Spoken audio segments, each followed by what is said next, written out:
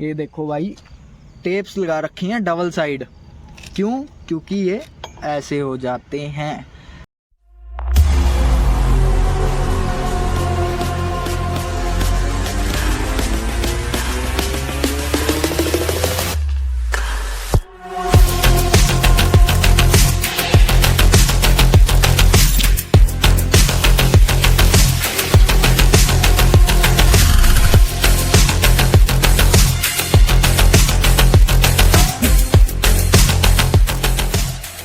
राम राम भाइयों, स्वागत है आपका आरजे ब्लॉग्स में। आज ब्लॉग का हम आपको रिव्यू देंगे हम इसका, अपनी बाइक का होंडा SP 125। आया भाई, ओवरलुक दिखाओ इसकी।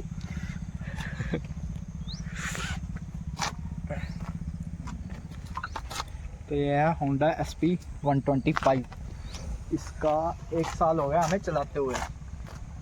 मतलब और जानकारी तो आपको दूसरी बाइकों के चैनल्स पे मिल जाएगी, लेकिन हम बताएंगे इसका 1 साल का रिव्यू आपको कि कैसी चली है, क्या माइलेज है और क्वालिटी कैसी है बाइक की।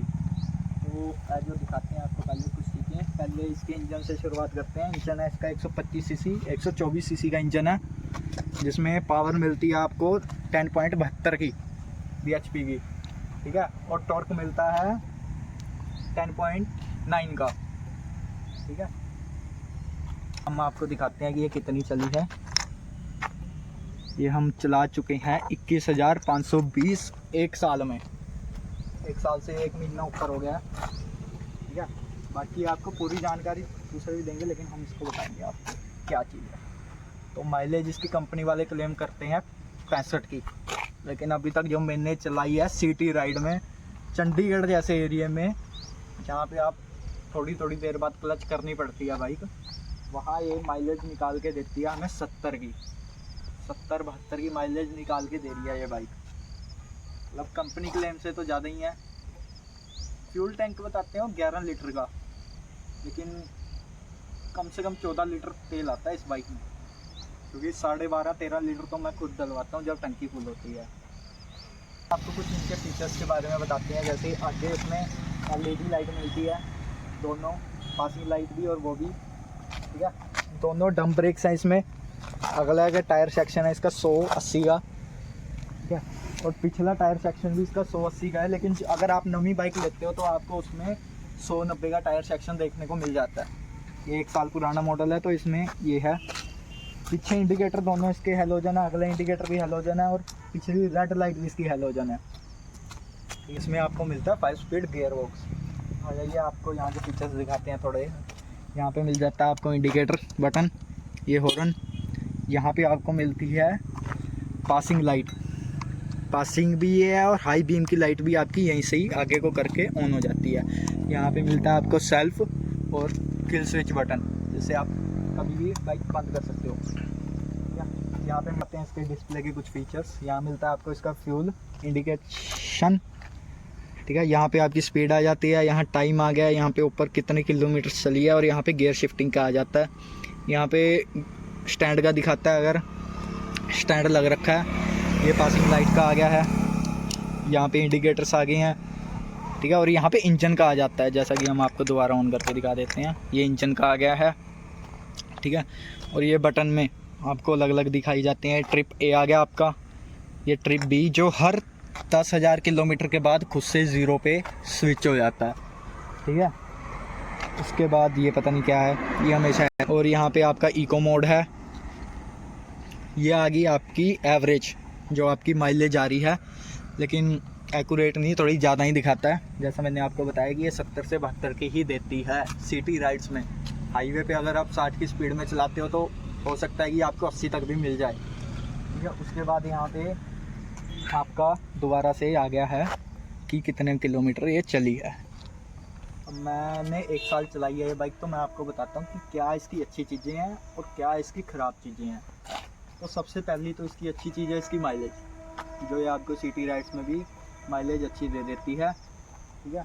दूसरा, इसका लाइट वेट 116 kg का वेट है इसका, जिसके कारण आप पतले अगर मेरे जैसे भी हो तो आपको ये बाइक चलाने में कोई प्रॉब्लम नहीं आएगी, पीछे करने में कोई दिक्कत नहीं आएगी। और लाइट वेट होने के कारण और 125 सीसी होने के कारण ट्रैफिक में कटिंग करने में भी स्मूथ रहती है। ठीक है, और इसका जो ये कंसोल मीटर है ये भी काफ़ी विजिबल है।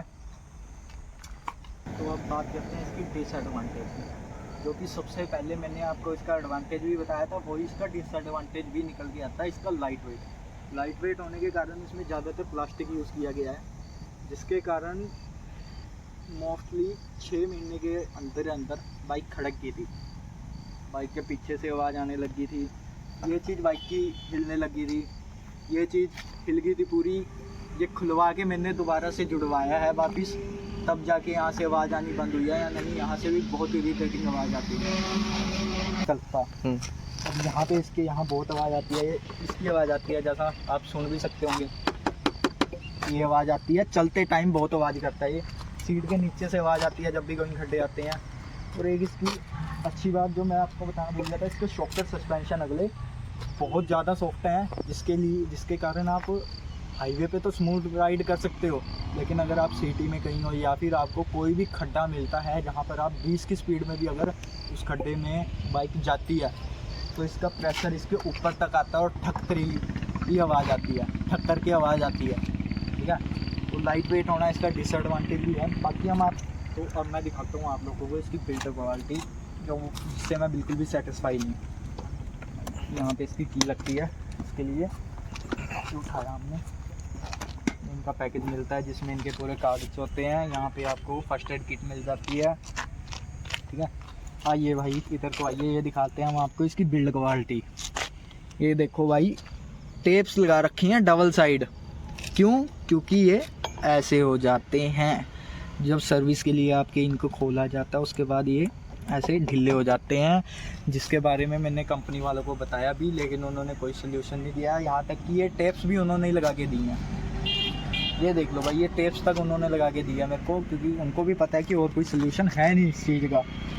ये इसकी लाइट वेट होने की सबसे बेकार वजह, सबसे बेकार चीज़ है ये लाइट वेट, जो आपके लिए फ़ायदेमंद भी है, लेकिन खड़क जाती है बाइक यहाँ से। ये है सबसे बेकार इस बाइक की चीज़, जिसके कारण ये बाइक लेने के मैं सोच रहा हूँ कि गलती ही कर दी है मैंने। और अगर आप लोगों को ये छोटी मोटी चीज़ों से फ़र्क नहीं पड़ता, तो आप श्योर इस बाइक को लेने के लिए जा सकते हैं। माइलेज अच्छी मिलेगी नो डाउट, वेट कम है तो पतले लोगों के लिए भी ये सही है। सीट हाइट भी इसकी इतनी ज़्यादा नहीं है, मेरी 5'7" की हाइट है, तो मेरे टायर्स पूरे लग जाते हैं। अगर आपकी हाइट 5'5" भी है तब भी आपको कोई प्रॉब्लम नहीं होने वाली है। तो यहाँ से ये खड़क जाती है भाई। लाइट वेट होना इसका जितना बड़ा एडवांटेज है उतना ही बड़ा डिसएडवांटेज भी है।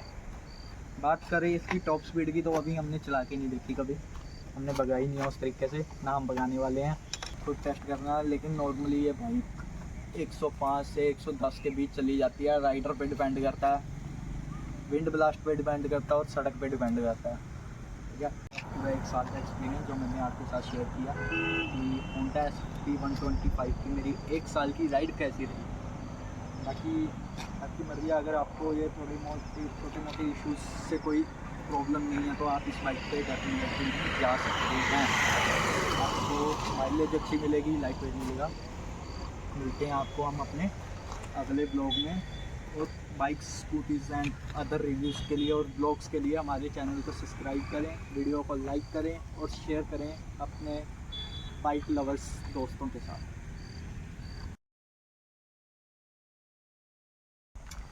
बाकी कट करो, मीटर में दिखा देते हैं आपको। मीटर में दिखता है यहाँ पे फ्यूल इंजेक्शन कर ले, आपको दिखा। यहाँ से इसकी सीट के पीछे से आवाज़ आती है, अरे इधर आ जाना। ऐसे कौन बुलाता है?